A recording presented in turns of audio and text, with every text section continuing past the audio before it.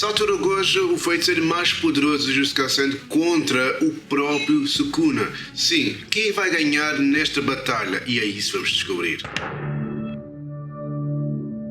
Seja bem-vindo ao Nerd Podcast e neste vídeo acabar por falar sobre a batalha épica entre os maiores, Sukuna e Gojo. Quem ganha nesta batalha? E é por isso que vamos discutir tanto técnica como também habilidades, teorias e tudo mais que podem imaginar. E também aqui vamos descobrir o verdadeiro vencedor desta batalha. Então fiquem neste vídeo para não perder esse detalhe. Vamos analisar os poderes do Gojo Sensei. Sim, um poder ou um feiticeiro bastante poderoso que acaba por trazer inúmeras novidades. O primeiro tem a ver com o infinito, onde muitos feiticeiros tentam chegar ao próprio Gojo e não conseguem chegar por ele ter o infinito, e que é um poder limitado, é um espaço onde muita gente não consegue tocar. Mas existem outras pessoas que conseguem, por exemplo o Toji Zenin consegue tocar nele, já que ele tem a restauração celestial, também a Maki também vai conseguir, entre outras pessoas, também por exemplo o próprio Kenjaku e também o Sukuna. Continuando, temos também o vazio roxo, que é, digamos, a mistura do vermelho, o vazio vermelho e o vazio azul, e também a mistura de negativo com o positivo. Temos o vazio também azul e temos o vazio também vermelho, onde o azul é para atrair e o vermelho é para repelir. Nomeadamente também as pessoas devem estar a pensar, então os 6 olhos. Sim, os 6 olhos também é um poder inato que deu para entender que com esse poder ele pode utilizar às vezes que quiser, mas não é devido, ele tem de descansar um pouco, porque ele tem de utilizar uma tapa de olhos para ele não utilizar muito tempo, porque senão fica desgastado no momento em que está a utilizar.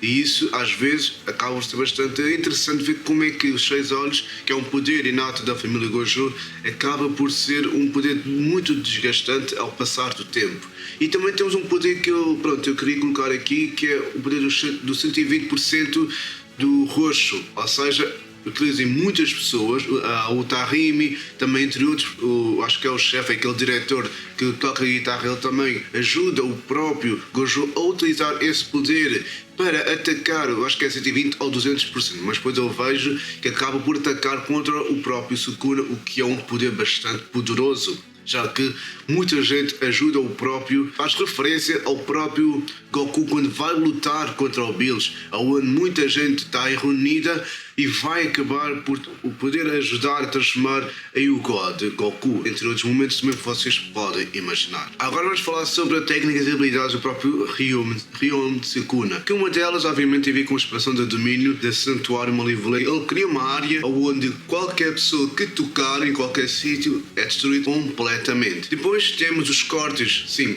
onde os cortes do próprio Sukuna, já que ele é um cozinheiro, não é? Porque se vocês derem, digamos aqui, uma analogia, uma simbologia, ele gosta de fazer cortes, porque ele é, digamos, um cozinheiro, entre aspas, vamos dizer assim. E onde ele faz esses cortes podem ser tanto, digamos, perigosos. Porquê? Porque não há qualquer feiticeiro que não consiga escapar, já que eles são invisíveis. E é difícil vocês prepararem, digamos, esses cortes. Tanto para pessoas que têm restrição celestial, ou seja, Toji e Maki também vão ser apanhadas nesses cortes, enquanto feiticeiros com poderes, claro. Depois nós temos também o próprio Sukuna, que conseguiu dominar Mahoraga, que é, digamos, um Shikigami bastante poderoso, e ele tinha de se adaptar, o próprio Mahoraga tinha de se adaptar aos poderes do Sukuna, que já que são os cortes, o Santuário Malevolente. E também temos o Fuga, sim, é um poder que ele utiliza em último recurso. Para quê? Para se a vítima tiver, digamos, um pouco louca, ou ficar um pouco sem saber o que está a fazer, ele utiliza aquela flecha de fogo e acerta no próprio personagem. Por isso eu digo, o Fuga é o último poder, o último triunfo do próprio Sukuna, que ele obviamente vai acabar por ser muito interessante para vocês como espectadores. Agora vamos colocar Sukuna e também Gojo frente a frente para ver quem é que vai ser o vencedor. Temos o Sukuna, que tem o poder do Santuário Malevolente, tem os cortes, tem o Fuga, e tem algo que eu também não disse aqui no take anterior, desculpem, que tem a ver com a energia reversa, que é onde qualquer feiticeiro tem, que é poder regenerar a si mesmo. Continuando, também temos o próprio Gojo, que acaba por obviamente ter o poder do limitado, tem o vazio roxo, tem o vazio vermelho, tem o vazio azul, depois também tem os 6 olhos e obviamente tem muito mais que podem imaginar.